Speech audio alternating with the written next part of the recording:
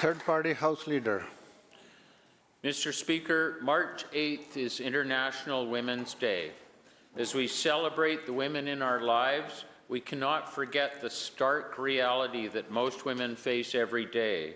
Nearly 1 in 2 women in BC have experienced some form of intimate partner violence.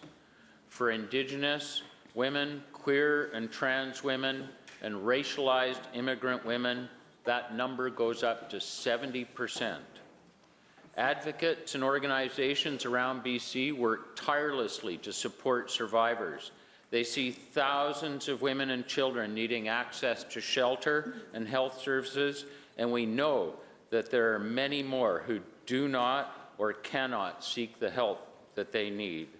While the province has taken steps to address this crisis, there is still much more to do. We need to increase funding for shelters and crisis services, improve social and economic conditions with a guaranteed livable income, support educational institutions in developing effective sexual violence response protocols, and we must declare gender-based violence an epidemic. Economic uncertainty has made it harder for survivors to rebuild their lives, making access to housing, mental health, and financial supports more urgent than ever.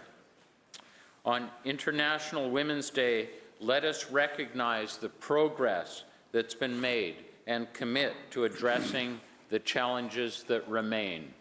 We must support and uplift survivors of gender-based violence.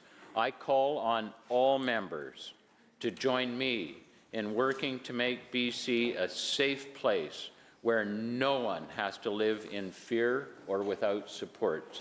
Thank you, Mr. Speaker.